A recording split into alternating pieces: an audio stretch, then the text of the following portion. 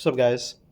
I'm here thinking to myself today, and I want to come up with a little bit of off the dome ideas on what I would have done differently in my 20s, early 20s. I was focused. Let's see. If I had to do my 20s all over again, like starting from like 20 to like 25, because I'm already 26 now. And maybe I can start a list now from 25 to 30, what I would do. So, for my early 20s, there's a couple things I wish I would have stopped doing. Number one, I can tell you right now, is smoking. It's the biggest wealth destroyer when you're young because you get addicted so quickly. You have peer pressures around you, and we're so easily vulnerable to stuff like this. Smoking in your younger years will destroy your later years because now you have to make up time to quit smoking, quit drinking, quitting to do all this other stuff. And it's just setting you behind on your most great growing years as you're young. Number two, I wish what I would have done in my early 20s was not overspend on stuff. Not only on my cologne collection, but there was a good reason for my cologne collection, so don't get me wrong on that. And you guys already know that I used my cologne collection as a replacement from smoking, which is a lot better. But the overspending of, things, I don't know. Like, do I really need a $500 Bluetooth speaker, even though these are like 300 when they new came out? The impulses, like buying those flashy um, gaming controllers and stuff like that. You start thinking to yourself, this stuff stacks up very, very quickly. Did you really need a new TV? Did you really need a new phone? And most of the time, it's probably not. So those little overspending, and especially now when you have stuff like a firm and afterpay, it makes it a lot more harder because of the fact that those payments look so small. But you could have been using that money for investing in um, other things, long term things. So that's number two, is avoid overspending. That's something I wish I would have stopped doing, is overspending. I'm trying to set this on for a second. There we go. My other thing is I wished I would have not pulled out from stocks. When you're growing in these years, in your early 20s, sorry, it's a foot massager. Um, I wish I would have not pulled out early on stocks. I missed out on interest. I would have started going in my early 20s to witness them grow in my early 30s. And these include stocks maybe like, what were some stocks that I missed out on? I remember putting a big position into Apple and putting into big positions like in Bitcoin and stuff like that, especially Bitcoin. I was in it when I was in my early 20s, but I just never saw the outlook of it. I saw it as a quick investment to be in and out. And now you're looking at the coin 5 years later and it's almost at $100,000. And these opportunities, you miss them by taking splurge of the moment ideas. Maybe you want that new foot massager as an example.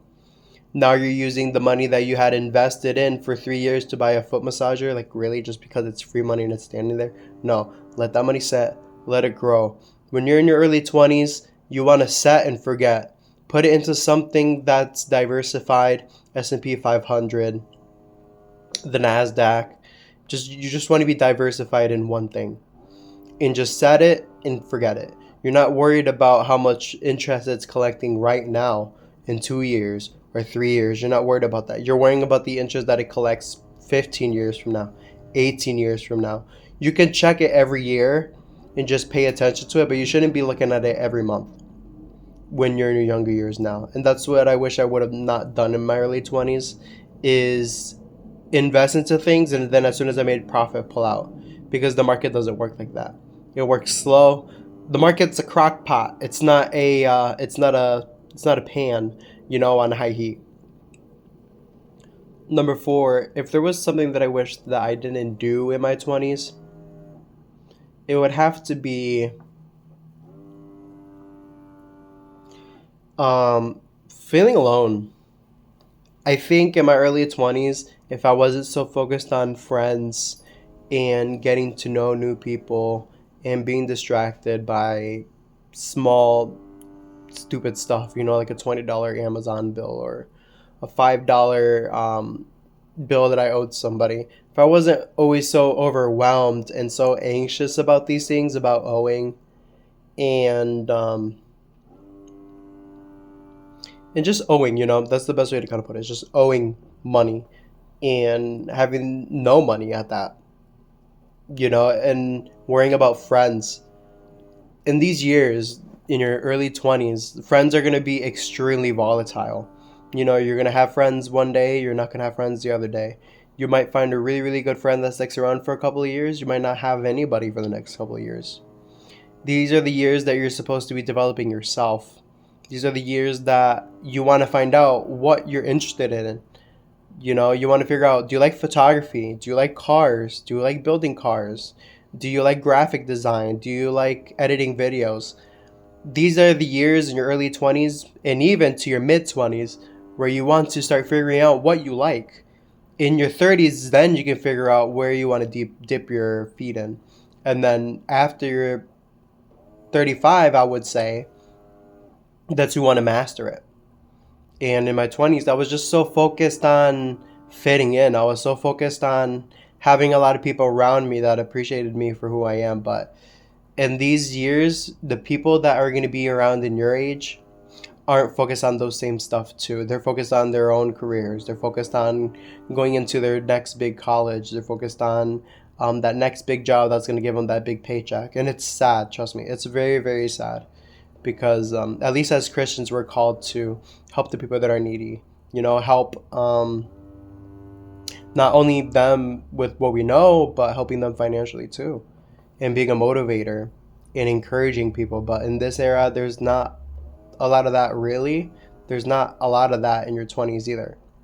All these people are just so bullet focused. They're so stiff necked. I like how the Bible uses stiff necked, and that's what it is.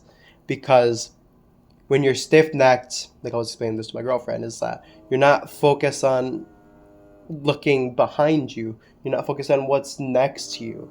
You're not, so the people next to you might be your friends and coworkers. The people in front of you might be your family. You never know. But normally, what are next to you are just people, and what's in front of you is just whatever you want, and that can come off kind of selfish. But don't worry about what friends you're gonna have. Just don't worry about any of that. Just focus on what you're trying to do. And in the process, if you come through somebody that has the same passion as you do, you'll find a friend. Don't force friendships in these years. Don't force them. Just let them come to you. And then lastly is not having money in your early 20s. Please develop a good safety net in your early 20s, because during these years, there's going to be a lot going on. You're going to be looking for a career. You're most probably going to be moved out if you're in a household that believes that kicking you out at the age of 18 is normal. Most Hispanic families tend to do this. Number 3, you're going to be having a lot of crafts, a lot of hobbies. Not like when you were 17 or 15. But you're going to have a lot of these when you're 20s, because now you have the freedom to go wherever you want to go. And then not only going where you want to go, you need a car at that. So there's a lot ahead of you. This leaves a lot of room for error and for mistakes. Your car breaking down, your car needing a battery, your car needing expensive repairs, a move out truck, you need a couch, you need a couple TVs, you need food. Your hobbies, you might have to pick up that first camera that's going to teach you how to take photos. That first hobby of building a computer, so you're going to have to buy computer parts so you can build that PC for experience. All of these stuff plays a big role in your early 20s. So you need to have enough money to do these things. And I didn't do that. I had maybe about like $100, $200. But as I grew older, so 23, 24, I started developing a savings account and giving myself a good foundation. So I was able to do these things and do reviews at that, because when you're learning something, the first thing you're going to want to do is put it up on YouTube and teach others what you learned. And that's another way of making money too, is just learning these things and then coming online like I am right now, teaching you guys what things to not to do in your 20s, part one. And yeah, I think there was one more I really wanted to talk about, and it was about developing skills.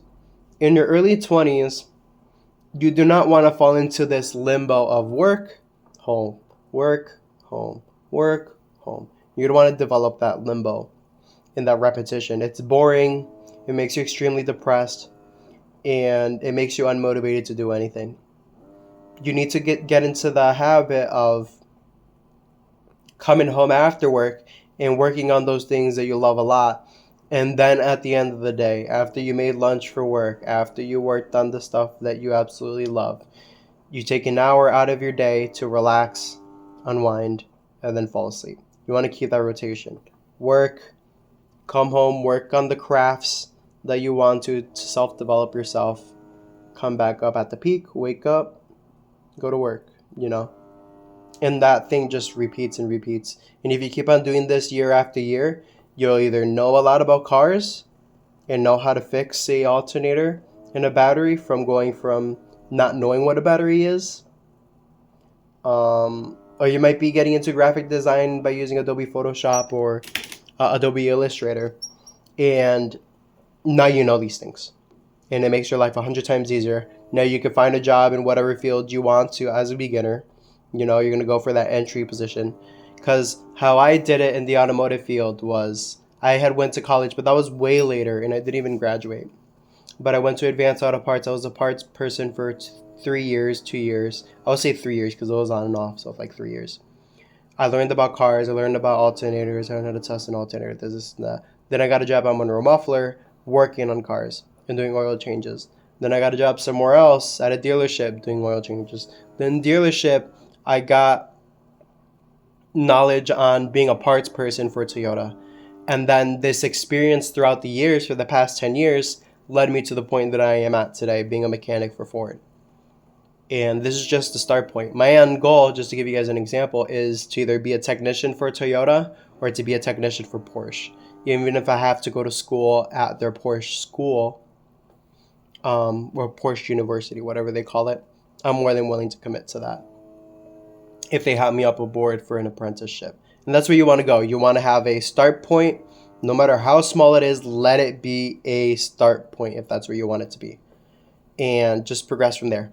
And just keep going and keep going. And next thing you know, in your mid-20s, you're going to be finding that job that, not that you've always wanted, but it's going to get you the position that you've always wanted. But maybe not right at the right location. But it'll get you there. So trust me on that. I love you guys. That's the end of today's video. And that's just part one of things I wish I wouldn't have done in my early 20s. Stick around for part two. I'm not sure what I'm going to talk about yet, but we'll come up with it. I love you guys. And God loves you too. Peace out.